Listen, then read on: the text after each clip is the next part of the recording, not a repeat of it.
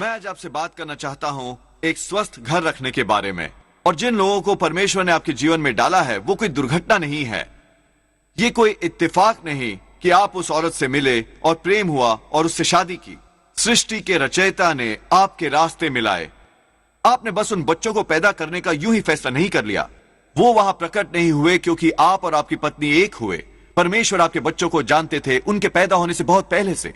उन पर तुम्हारा नाम था इससे पहले कि आपने सोचा हो कि आपके बच्चे हों। आपके माता पिता, वो लोग जिन्होंने आपको पाला पोसा, आप बस यूं ही उनके घर नहीं प्रकट हुए।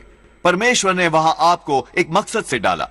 उन्होंने आपको दी आपकी पत्नी, आपके बच्चे, वो माता पिता एक वरदान के रूप में। वो आपको कर स्वरूप दिए गए हैं एक समय के लिए। वो हमेशा वही नहीं रहने वाले। अब परमेश्वर आप पर निर्भर कर रहे हैं कि आप देखभाल करें उनकी सबसे कीमती धरोहर की। वो असाधारण नहीं है, वो असाधारण है, बहुत बहुमूल्य है।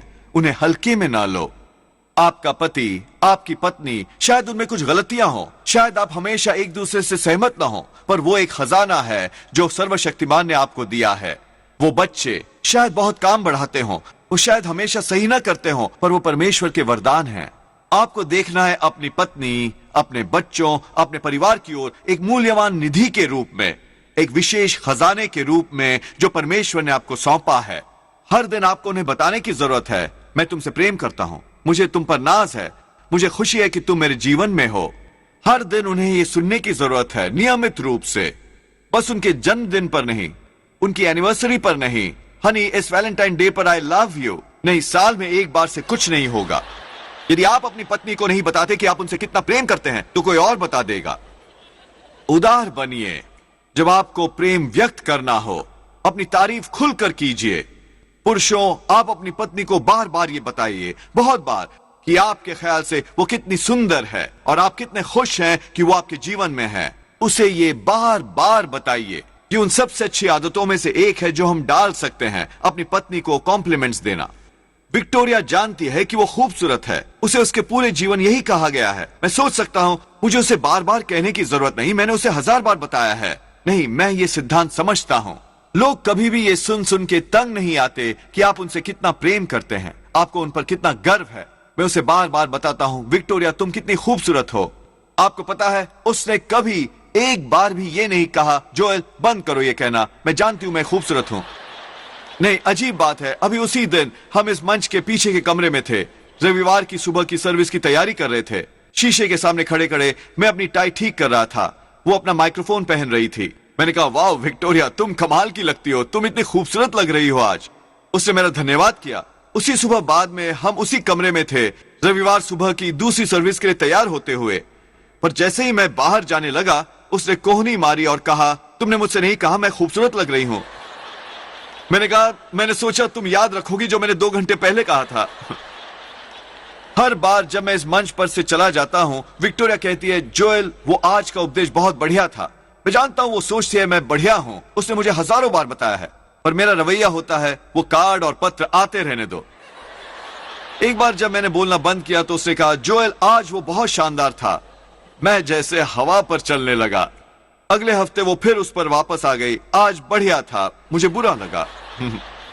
पर मैं सोचता हूं कितने रिश्ते एक नए स्तर पर पहुंच जाएंगे, कितनी शादियां बच सकती हैं, कितनी बहसें और बेकार के झगड़े रुक सकते हैं यदि हम बस अपना प्रेम व्यक्त करें प्रतिदिन नियमित तौर पर। मैंने सीखा है कि कल का आई लव यू आज के लिए काफी नहीं है। हर दिन आपको व्यक्त करने की जरूरत है इसे, और सबसे सर्वोत्तम है शब्दों द्वारा व्यक्त करना, कॉम्प्लीमेंट्स देकर। कि आप जानते हैं, लोग नहीं जानते कि आप क्या सोचते हैं। विक्टोरिया ने शायद पूरा दिन ये सोचा होता, बेशक ये बहुत अच्छा संदेश था, पर उसके विचार मुझे आशीष नहीं दे रहे थे। एक आशीष आशीष नहीं होती जब तक कि बोली ना जाए। आपको इसे व्यक्त करना होता है। उन्हें वो बताओ जो आप सोच रहे हैं। शब्दों में रचनात्मक शक्ति होती है। शब्द लोगों को प्रोत्साहित कर सकते हैं, वो आत्मविश्वास बाहर ला सकते हैं। आत्मसम्मान। जब आप किसी को कहते हैं, हे मुझे तुम पर नाज है, तुम मेरे जीवन के लिए वरदान हो, हनी अगर मुझे फिर से वो सब करना पड़े, मैं तुमसे पलक झपकते ही दोबारा शादी कर लूंगा। ये बस अच्छी कहावतें ही नहीं हैं, ये शब्द गोंद की तरह हैं। वो हमारे रिश्तों को मजबूत बनाते हैं, वो जड़ों को गहरा ले जाते हैं। यही जीवन में कठिन दौर से गुजरना आसान बना देता है। जब लोग जानते हो कि आप उनमें विश्वास करते हैं, आपको उन पर गर्व है, जब आप वो भावनाओं का खाता भरा रखते हैं, फिर जब आप किसी बाधा से टकराते हैं तो आप में शक्ति होती है जुड़े रहने की और उसे पार पाने की। पर कारण कि कुछ लोग इतनी आसानी से जुदा हो जाते हैं क्योंकि वो सह नहीं सकते छोटी सी कठिनाई को, क्योंकि उनमें कोई गोंद नहीं है, उनके पास दया के शब्द नहीं हैं, वो अपना प्रेम व्यक्त नहीं कर रहे हैं। जब आप अपनी पत्नी से कुछ ऐसा आसान सा कहते हैं, हनी आई लव यू, आप अपने विवाह पर आशीष दे रहे हैं, आप और गोंद लगा रहे हैं। लेडीज, आपके पति की सबसे बड़ी जरूरतों में से एक यह है कि आपको उस पर गर्व हो। शायद वो दिखे बड़ा, मजबूत और अपराजय, जैसे उसे किसी चीज की जरूरत नहीं, पर उस मजबूत बाहरी खोल के अंदर है एक छोटा सा बच्चा जो आपकी स्वीकृति को तरसता है। सबसे पावरफुल बातों में से एक जो आप अपने पति को कह सकती हैं वो है, मुझे तुम पर नाज है। जब वो आदमी सुनता है कि आपको उस पर गर्व है तो अंदर कुछ सजीव हो उठता है। ये कुछ ऐसा है जो आप ही उसे दे सकती हैं उसकी पत्नी के रूप में। उसके माता पिता को उस पर नाज हो सकता है और ये अच्छा है। उसके सहकर्मी उसे अवार्ड्स दे सकते हैं, वो अच्छा है। उसके दोस्त उससे कह सकते हैं वो कितना कमाल का है, वो बढ़िया है। पर यह उसकी तुलना में कुछ नहीं जो शक्ति आप में है उसकी पत्नी के रूप में उसे बताना कि मुझे तुम पर नाज है। जब आप ऐसा करती हैं, उन सबको मिलाकर भी उनसे कहीं ज्यादा कारगर होता है। अध्ययनों से पता चलता है एक ऐसी पत्नी का होना जो गर्व करती हो उस सूची में सबसे ऊपर है जो एक व्यक्ति चाहता है और तरसता है। औरतों, अपनी आशीष को रोके ना। वैसे ही जैसे आप सुनना चाहती हैं कि आप खूबसूरत हैं, आई लव यू, आपके पति को सुनने की जरूरत है, मुझे तुम पर गर्व है। जोएल, मैं ये करती अगर वो थोड़ा ऐसा होता और वो ऐसा करता। नहीं, उसकी सभी खामियों पर फोकस न करें, उसके अच्छे गुणों पर फोकस करें। जितना ज्यादा आप उसकी तारीफ करेंगी उतना ही ज्यादा वो बेहतर करेगा। आपका पति उस कॉर्क की तरह है जो पानी में बहता है। जितना ज्यादा आदर आप उड़ेलेंगी, जितना ज्यादा आप उन्हें बताएंगे कि आप उन पर गर्व करती हैं, ये वैसा ही होगा जैसे आप पानी उड़ेल रही हैं उस बाल्टी में। वो कॉर्क यानी आपका पति ऊपर और ऊपर उठता जाएगा। अब शायद वो इस समय नीचे हो, पर बजाय उस पर चिढ़ते रहने के, शिकायत करने के, एक अलग ही अप्रोच आजमाएं। कुछ आदर अंदर डालें, कुछ ढूंढें जो वो सही कर रहा हो और कहें, हे, मुझे गर्व है तुम पर कि तुम उस नौकरी पर 20 साल से हो। मुझे गर्व है तुम पर, तुमने हमारे बच्चों को स्कूल के दौरान पढ़ाया। मुझे नाज है तुम पर कि तुम हर रविवार की सुबह हमारे परिवार के साथ चर्च आते हो। शायद वो सैकड़ों ऐसी बातें कर रहा हो जो तुम्हें पसंद नहीं। 3 बातें ढूंढो जो आपको पसंद हो और आदर उड़ेलना शुरू कर दो। लेडीज, सोचिए इसके बारे में। शायद आपका पति अपने हाईएस्ट पोटेंशियल पर ना पहुंच रहा हो क्योंकि आदर का वो स्तर कम है। आप एक पत्नी के रूप में उस आदर के नल को कंट्रोल करती हैं। उसके बारे में कुछ करने को आप में सबसे ज्यादा सामर्थ्य है। शिकायत न करें, आदर अंदर उड़ेलें। हनी, मुझे तुम पर नाज है। शायद तुम पूरी तरह उस लत से न छूटे हो, पर मुझे तुम पर नाज है, तुम कोशिश कर रहे हो। तुम्हें वो प्रमोशन नहीं मिली, पर उससे मेरे मन में एक बात नहीं बदली। मुझे अभी भी उतना ही गर्व है जितना हो सकता है। ये रहा समाधान। लेडीज, तुम्हारा पति पुराने सम्मान पर नहीं जी सकता। आपको उस पर नाज था जब वो कॉलेज से ग्रेजुएट हुआ, वो अच्छा है, पर यह 5 साल पहले था। आपको गर्व था जब वो आगे आया आपके माता पिता की देखभाल करने के लिए, पर वो अतीत में था। हाल ही में उसने क्या किया है जो आप उसे बता सकें कि आपको उस पर गर्व है। यदि आप उड़ेलेंगी कुछ नया आदर, तो न केवल वो और ऊपर उठेगा, पर पूरा परिवार ऊपर उठेगा। जब कल सुबह आप उठें, अपने पति को एक जोर की झप्पी दें और कहें, मुझे तुम पर गर्व है, तुम इतने अच्छे दिखते हो। जब आप उन्हें जमीन से ऊपर उठा देंगी, उसका चाल ही बदल जाएगा। पर आपको ताजुब होगा कि कैसे ये साधारण से शब्द उसकी आत्मा में उत्साह ला देते हैं। वो उसे प्रेरित करेंगे कि वो और ज्यादा हासिल कर पाए। उसका रवैया बेहतर होगा। वो न केवल दूसरे लोगों से बेहतर व्यवहार करेगा, वो आपसे भी बेहतर व्यवहार करेगा। वो अपनी राह से बाहर जाकर आपके और आपके बच्चों के लिए दया के काम करेगा। सब इसलिए क्योंकि आपने उसकी सबसे बड़ी जरूरतों में से एक पूरी की, उसका तरसना कि आपको उस पर नाज हो। उसी तरह ही पुरुषों, आपकी पत्नी को आपका अप्रूवल चाहिए, उसे आपकी आशीष चाहिए। उसके लिए यह महत्वपूर्ण है वो बनने के लिए जिसके लिए परमेश्वर ने उसे रचा है। और परमेश्वर पुरुषों को जिम्मेदार ठहराएंगे एक आत्मिक अधिकारी के रूप में अपनी पत्नियों को आशीष देने के लिए। इसका मतलब है उसे मजबूत बनाना, और ध्यान रखना कि उसे महसूस हो प्रेम, कद्र और इज्जत। मैं कुछ आदमियों को जानता हूं जो अपनी पत्नियों को कभी आशीष नहीं देते। वो हमेशा यही सुनती हैं कि वो क्या गलत कर रही हैं, कैसे डिनर लेट हो गया, बच्चे बहुत शोर मचा रहे हैं, कैसे वो इतनी आकर्षक नहीं है। पुरुषों, आप आशीषित नहीं होंगे अगर आप अपनी पत्नी को नीचे धकेलते रहेंगे। वो आपसे जुड़ी हैं। यदि आप बेइज्जत करते हैं, उसे नीचा दिखाते हैं, आप न केवल उसे नीचे धकेल रहे हैं, आप खुद को नीचे धकेल रहे हैं। बहुत सी औरतें घटे हुए आत्मसम्मान का शिकार होती हैं अवसाद में, क्योंकि उन्हें अपने पति से कभी आशीष नहीं मिलती। पुरुषों, अपनी पत्नी को ऐसा न होने दें। सुलेमान आज तक का सबसे बुद्धिमान इंसान माना गया है। क्या आप जानते हैं वो हर सुबह क्या करता था? वो अपनी पत्नी को आशीष देता था। वो उसकी आंखों में देखकर कहता, दुनिया में बहुत सी खूबसूरत औरतें हैं, पर तुम उन सबको मात करती हो। वो अपना दिन शुरू करता था अपनी पत्नी की तारीफ करते हुए। क्या होगा पुरुषों अगर हम काम पर जाने से पहले, कोई प्रोजेक्ट शुरू करने से पहले हमने अपनी पत्नी को कहा होता, तुम जैसी खूबसूरत औरत मैंने कभी नहीं देखी, तुम जैसा इस दुनिया में कोई नहीं है। आप कहेंगे, जोएल अगर मैंने ऐसा कहा तो यह झूठ होगा। नहीं, आपकी पत्नी, मैं जानता हूं आप क्या सोच रहे हैं आपकी पत्नी आपके लिए संसार की सबसे खूबसूरत औरत होनी चाहिए। उसकी तुलना अपने पड़ोसी की बीवी से ना करें। उसकी तुलना ना करें, उसकी तुलना मैगजीन के कवर की उस लड़की से ना करें, या उस टेलीविजन के एक्ट्रेस से जिन्हें बहुत सी मदद मिली हुई है। Perfect lighting, professional makeup, surgery और ज्यादा सर्जरी और सर्जरी। आपकी पत्नी वो वरदान है जो परमेश्वर ने दिया है।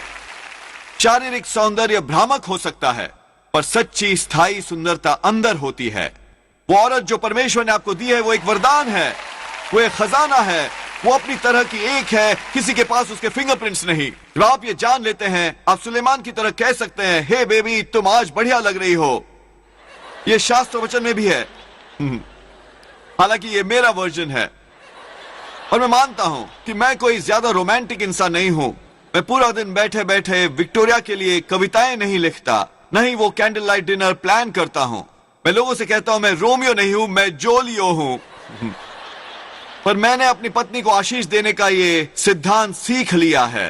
मैंने जान लिया कि मैं और ऊपर नहीं उठूंगा। मुझ में टैलेंट हो सकता है, शिक्षा, वो अवसर, पर हमारा परिवार अटक जाएगा अगर मैं अपनी आशीष रोक दूंगा। पुरुषों, कभी अपनी पत्नी को नीचा न दिखाओ। उस आदत से बाहर आओ व्यंग्यात्मक टिप्पणियां करने का कि हमेशा आपकी ही चले। इसे जाने दो, पत्नी को शांति दो।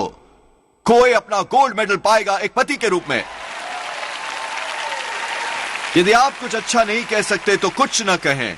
शब्द चाकू की तरह काट सकते हैं। आप कुछ दुख पहुंचाने वाला कह सकते हैं जिसमें बस 10 सेकंड लगते हैं, पर 10 साल बाद उस इंसान को अभी भी जख्म महसूस होते हैं। ध्यान रखें आप क्या कहते हैं, खासकर उनसे जो आपके बहुत करीब हों। कि आप अपने वरदान को संभाल रहे हैं? मैं एक नौजवान के साथ बास्केटबॉल खेला करता था और हर बार गेम के बाद वो कहता, खैर मुझे घर जाना होगा और अपनी ओल्ड लेडी से मिलना होगा। वो अपनी पत्नी की बात कर रहा है। उसने ये नहीं जाना कि पत्नी को नीचा दिखाकर वो खुद अच्छा नहीं दिखता। अगर वो एक ओल्ड लेडी है, इसका मतलब है कि वो ओल्ड मैन है। मैं उससे कहता, मैं घर जाकर अपनी पत्नी से मिलूंगा, क्वीन विक्टोरिया से। अगर वो रानी है तो ये मुझे राजा बना देता है और मुझे ये पसंद है। सुलेमान ने बाइबल में एक पुस्तक लिखी है, ये कहलाती है श्रेष्ठ गीत। इस किताब के 8वें अध्याय में उसने अपनी पत्नी की 40 से भी ज्यादा बार तारीफ की है। वो लगातार बात करता रहा उसकी शक्ति की, उसकी सुंदरता, उसकी बुद्धिमता की। पूरा दिन भर उस जैसी कोई स्त्री नहीं। आप कहेंगे, जोएल तुम मेरी समस्या नहीं जानते, मेरी पत्नी से निभाना बहुत मुश्किल है, उसका रवैया बहुत खराब है। नहीं, आप उसकी तारीफ करने लगे। आप उसे बताने लगे कि वो कितनी खूबसूरत है। जब आप अच्छी बात करेंगे तो आप अच्छाई ही पाएंगे। यदि आप नेगेटिव बात करेंगे तो नेगेटिव ही बाहर आएगा। आपको वो कारण याद रखना है कि आपको प्रेम क्यों हुआ। जब आप इस इंसान को डेट कर रहे थे तो आप केवल अच्छी क्वालिटीज पर ही फोकस करते थे। वो सुंदर है, मजाक करती है, उसका स्टाइल लाजवाब है, या वो स्मार्ट है, वो इतना टैलेंटेड है, मुझे उसका सेंस ऑफ ह्यूमर बहुत पसंद है। उस व्यक्ति की वही नेगेटिव क्वालिटीज तब भी थी जैसी इस वक्त हैं। आपने बस उन पर फोकस नहीं किया। सोचिए इसके बारे में। जब आप उस आदमी को डेट कर रही थी, आप जानती थी वो बॉल गेम देखता है। हर रविवार की दोपहर टीम के मैस्कॉट की तरह तैयार होके वो अपने 12 दोस्तों को बुलाता है और तुम्हारी मौजूदगी को 3.5 घंटे तक नजरअंदाज कर देता था। आप ये जानती थी जब आप उसे डेट कर रही थी, 7 साल तक वो वही शॉर्ट्स पहन रहा था। जब आप उसे डेट कर रही थी, उसका सास मास डिस्ट्रक्शन का हथियार था। आपको पता थी कि उसकी वेस्ट लाइन उसके IQ से बड़ी है, पर आप इतनी प्रेम में डूबी हुई थी कि आपने उन क्वालिटीज को अनदेखा किया। आपको जरा भी परेशानी नहीं हुई। पुरुषों, जब आप उसे डेट कर रहे थे, आप जानते थे कि उसकी कुकिंग कोई स्पेशलिटी नहीं है। उसने डिनर बनाया और आप 3 दिन तक बीमार रहे। आपको पता था कि उसका असाइन्ड पार्किंग स्पॉट है मॉल में। आपको पता था कि वो जूते खरीदेगी पर किराया नहीं देगी। आपको पता था कि उसकी डायरेक्ट फोन लाइन है अपनी मां के साथ, पर आप इतने प्यार में डूबे थे, इसने आपको परेशान नहीं किया। बहुत बार हमारा प्यार खत्म हो जाता है और हम नोटिस करने लगते हैं। छोटी छोटी नाराजगियां बहुत बड़ी हो जाती हैं। समाधान क्या है? हमें वापस प्यार में डूबना होगा। आप उन वजहों को याद करना शुरू करें कि क्यों आप उस इंसान के बिना नहीं रह सकती थी। उनके अच्छे गुणों को बड़ा करें, जो परेशान करते हैं उसे नजरअंदाज करें। उस रिश्ते में कुछ ताजगी लाएं और ज्यादा हंसे, ज्यादा सैर करें, रूटीन से निकलकर कुछ करें। वो इंसान परमेश्वर ने आपको वरदान के रूप में दिया है। उनमें तकरीबन उसका 80% है जो आपको चाहिए। कोई भी व्यक्ति 100% नहीं है। यदि आप सावधान नहीं रहे तो आप उस 20% पर फोकस करेंगे जो आपके पास नहीं है, जो आपको पसंद नहीं है, और आप हताश हो जाएंगे। कुछ लोग वो 80% छोड़ देते हैं और 20% के लिए किसी और के पास जाते हैं, और उन्हें जल्दी पता चल जाता है कि उस व्यक्ति में वो 20% नहीं है। उससे टिके रहे जो आपके पास है। उनके अच्छे गुण देखें, वो 80% उनके पास है। शास्त्र वचन में लिखा है कि क्योंकि सुलेमान ने अपनी पत्नी की तारीफ की, उनके बच्चे भी उठे और उन्होंने भी उसे आशीष दी। दूसरे शब्दों में, जब पति अगुवाई करता है और उसे आशीष देता है तो बच्चे भी ऐसा करते हैं। पतियों, पिताओं, हम घर में एक मिसाल कायम करते हैं। हम अपनी पत्नी से कैसा व्यवहार करते हैं, उसका जबरदस्त प्रभाव पड़ेगा कि हमारे बच्चे अपनी मां को कितनी इज्जत और सम्मान देते हैं। पुरुषों, जरूरत से ज्यादा प्रयास करो अपनी पत्नी को सम्मान देने का। आप वैसा व्यवहार करें जैसा आप चाहेंगे कि कोई आपकी बेटी के साथ करे। लेडीज, आप अपने पति से वैसा व्यवहार करें जैसा आप चाहेंगे कि कोई आपके पुत्र के साथ करे। मैंने अक्सर यह सुना है कि यदि आप किसी को देखें अपनी पत्नी के लिए दरवाजा खोलते हुए, इसका मतलब यह हो सकता है कि या तो उसकी कार नहीं है या उसकी पत्नी नहीं है। पर पुरुषों, हमें लौटना होगा अपने आदर और सम्मान के दिनों में। आपकी पहली मिशन फील्ड आपका अपना परिवार है। फिर नबी जोएल ने कहा, उन बलशाली पुरुषों को जगाओ। मैं जानता हूं आज मैं महाबलशाली पुरुषों से बात कर रहा हूं। मैं बात कर रहा हूं वीर योद्धाओं से, सम्मान वाले व्यक्तियों से। व्यक्ति जो सुलेमान की तरह उठते हैं और अपनी पत्नी को आशीष देते हैं। पुरुष जो अपने बच्चों को प्राथमिकता बनाते हैं। पुरुष जो अपने परिवार पर आशीष कहते हैं। न केवल वही, मैं विश्वास की महिलाओं से बात कर रहा हूं, आदरणीय महिलाओं से जो उठकर अपने पतियों से कहती हैं, मुझे तुम पर नाज है। औरतें जो उनमें आदर उड़ेलती रहती हैं। सुनो लेडीज, मैं सुलेमान की तरह कहता हूं, दुनिया में बहुत सी सुंदर औरतें हैं, पर तुम सबको मात करती हो। तुम देती हो शक्ति, सुंदरता, बुद्धिमता और गरिमा। तुम अपनी तरह की एक हो। अब मेरी चुनौती है हमारे लिए कि ये ध्यान रखें कि आप उन वरदानों की देखभाल करें जो परमेश्वर ने आपको दिए हैं। वो हमेशा यही नहीं होंगे। अपने शब्दों में उदारता दिखाएं। आई लव यू, मुझे तुम पर नाज है, मुझे खुशी है कि तुम मेरे जीवन में हो। प्रतिदिन नियमित प्रेम व्यक्त करो। पुरुषों, हर सुबह उठें और अपनी पत्नी से कहें कि वो कितनी सुंदर है। ध्यान रहे कि वो खास महसूस करे। महिलाओं, याद रखो, आप नियंत्रित करती हैं आदर के उस नल को। आप अपने पति में आदर उड़ेलती रहें और वो ऊपर उठता जाएगा। अब अगर आप ये साधारण सी बातें करेंगे, मैं विश्वास और ऐलान करता हूं कि आपका होगा मजबूत, स्वस्थ और विश्वास से भरा परिवार। हर ताकत जो आपको रोकने की कोशिश कर रही है, आपकी शादी, आपके बच्चे, वो इस समय तोड़ी जा रही है। परमेश्वर शक्ति मुक्त कर रहे हैं। चंगाई, छुटकारा, अनुग्रह और नई शुरुआतें। आप और आपका परिवार ऊपर उठेगा और वो सब बन जाएगा जो बनने के लिए परमेश्वर ने आपको रचा है। मैं आशीष कहता हूं यीशु के नाम पर। यदि आप ग्रहण कर रहे हैं, आप कह सकते हैं आमीन। हम अपना प्रसारण खत्म नहीं करना चाहते, आपको यह अवसर दिए बिना कि यीशु को अपने जीवन का प्रभु बनाएं। मेरे साथ प्रार्थना करेंगे, प्रभु यीशु, मैं अपने पापों का पश्चाताप करता हूं, मेरे हृदय में आइए, मैं आपको अपना प्रभु और उद्धारकर्ता बनाता हूं। यह साधारण सी प्रार्थना करके आप नए सिरे से जन्म